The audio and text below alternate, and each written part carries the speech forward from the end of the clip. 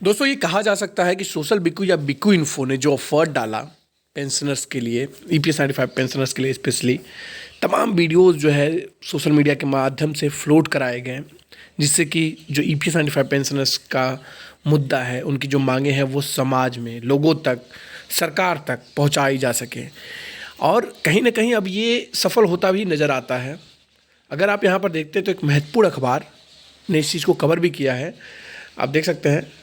तो इन्होंने भी इस चीज़ को कवर किया और कुछ और अखबार जो है उस चीज़ को कवर किया है। तो कहीं ना कहीं आपको सोशल बिकू का एफर्ट जो है, जो प्रयास है दिन में 3 से 4 अपडेट्स देना ईपीएस 95 पेंशनर्स के, वो आपको कहीं ना कहीं अब सफल होता हुआ दिखता है। लेकिन मैं ये नहीं कहना चाहूँगा कि ये सिर्फ किसी एक व्यक्ति या एक व्यक्तियों के समूह का एफर्ट रहा है। ये हर एक पेंशनर्स का एफर्ट रहा है।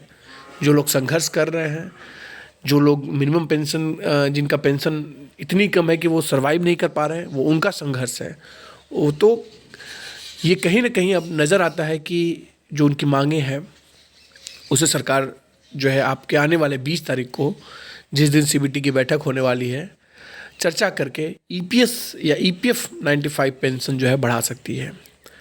तो प्रयास रहा है विभिन्न संगठन, बहुत सारे एनजीओज़ और बहुत तरह के लोग, बहुत तरह के माध्यम से, चाहे आंदोलन का माध्यम रहा हो, चाहे आपका ये विभिन्न संस्थाओं में जा के वहाँ पर ज्ञापन देने का कार्यक्रम रहा हो, या फिर कई प्रकार के अनशंस रहे हैं जो कि कंटिन्यूसली जारी है ईपीएस 95 पेंशनर्स के भले के लिए या उनकी मांगों को, जायज़ मांगों को मांगने के लिए। उसी प्रकार सोशल मीडिया के माध्यम से भी सोशल बिकू की पूरी टीम का, या फिर बिकू इन्फो यू कहें कि पूरी टीम का एक एफर्ट रहा है, लंबे समय से ये मांग रही है कि जल्द से जल्द, और इसी वजह से आपको हर एक दिन अपडेट देखने को मिलता रहता है। क्योंकि मुद्दे को दबने नहीं देना है। सबसे बड़ी बात यहाँ पर यह है कि मुद्दे को दबने नहीं देना है। समाज में ये मुद्दा बरकरार रखने के लिए सोशल बिकू ने पिछले 3 से 4 सालों से कंटिन्यू जो है आप लोगों के साथ संघर्ष कर रहा है।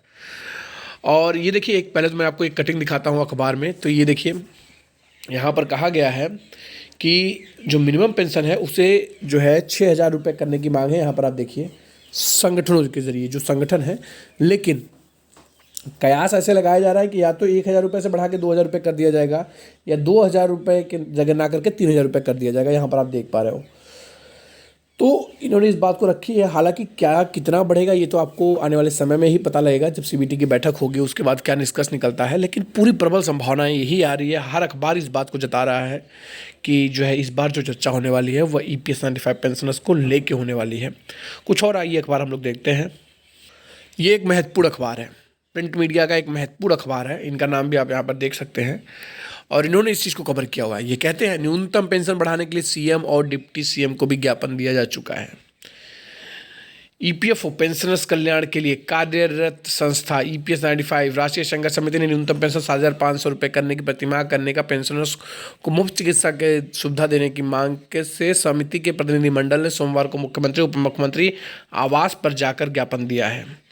प्रतिनिधिमंडल ने कहा कि प्रदेश के 11 लाख पेंशनर परिवार भी मतदाता हैं। यदि मांगें नहीं मानी गई तो दिसंबर में होने वाले अधिवेशन में इस पर निर्णय लिया जाएगा। मीडिया प्रभारी राजीव भटनागर ने बताया कि ईपीएस 95 में अधिकतर 35 से लेकर 40 साल तक निगमों में अपनी सेवा दी हैं, लेकिन उन्हें 300 से लेकर 3,000 रुपये बतौर मासिक पेंशन मिलती है। मुफ्त चिकित्सा सुविधा भी नहीं है।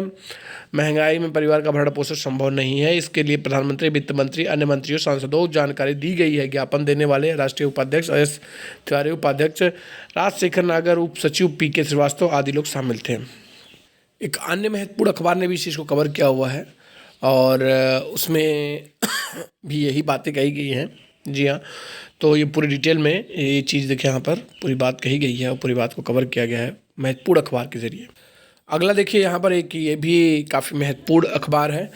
और जब मैं ये कहता हूँ कि ये महत्वपूर्ण अखबार है, यहाँ पर कहने का मेरा तात्पर्य होता है कि वो अखबार जो कि काफ़ी लोग जानते हैं, यानी जिसकी ख्याति ज़्यादा है, या फिर आप कह सकते हो कि वो ब्रांड अखबार है, उसको मैं महत्वपूर्ण कहता हूँ। कि अखबार के ज़रिए कवर करना, किसी बात को रखना है, तो ये कहीं अपने आप में बहुत कुछ दर्शाता है। तो इन्होंने भी इस चीज़ को कवर किया हुआ है, यहाँ पर आप देख सकते हैं। एक अन्य प्रसिद्ध अखबार ने भी इस चीज़ को कवर किया है, यहाँ पर आप देख सकते हैं। निगमों के पेंशनरों ने की मांग, मुफ्त चिकित्सा सुविधा और अन्य चीज़ों की मांग कही गई है। लेकिन ये तो खैर हो गया एक प्रिंट मीडिया के जरिए जो कि ईपीएस 95 पेंशनर्स की बातों को आगे बढ़ाने का काम कर रहे हैं। जो सबसे पहला मैंने आपको दिखाया है, यानी मैं इसकी बात कर रहा हूँ, जो एक अंग्रेजी अखबार है, इन्होंने इस चीज़ को कवर किया हुआ है, हिंदी में है, इनका हिंदी भी संस्करण आता है, तो इन्होंने इसको कवर किया हुआ है। और इस आर्टिकल में एक महत्वपूर्ण बात है जो कि आपको समझना चाहिए। मैं समझता हूँ हर किसी ईपीएफ मेंबर्स को ये पढ़ना चाहिए और जानना चाहिए, क्योंकि ईपीएफओ, देखिए मैं आपको पढ़ के बताता हूँ। ईपीएफओ मेंबर्स के लिए राहत की खबर है। पीएफ खाता धारकों की न्यूनतम पेंशन की राशि जल्द बढ़ोतरी हो सकती है। सूत्रों का कहना है कि इस बार सरकार न्यूनतम पेंशन बढ़ाने के मूड में नजर आ रही है। इस मुद्दे पर ट्रेड यूनियनों की बातचीत जारी है। ट्रेड यूनियनों ने मौजूदा पेंशन को बढ़ाकर 1,000 रुपये से 6,000 रुपये करने की मांग कही है। सरकार शायद इनमें इतनी ज़्यादा बढ़ोतरी ना करे, मगर बढ़ोतरी तो होगी, इसके आसार नज़र आ रहे हैं। इन मामलों की जानकारी रखने वाले एक सरकारी अधिकारी का कहना है कि सीबीटी न्यूनतम पेंशन 1,000 रुपये से 2,000 रुपये बढ़ा सकती है, यानी न्यूनतम पेंशन 1,000 रुपये से बढ़ाकर 2,000 रुपये कर सकती है, या फिर 3,000 रुपये का फैसला कर सकता है। ये तो ट्रेड यूनियनों का कहना है, लेकिन जो मांगे हैं वो 6,000 रुपये का, जो विभिन्न आपके ट्रेड यूनियंस हैं उन्होंने मांग की है। और जो सीबीटी मेंबर्स हैं वो कहते हैं कि 1,000 से 2,000 कर सकती है, 2,000 से 3,000 कर सकती है।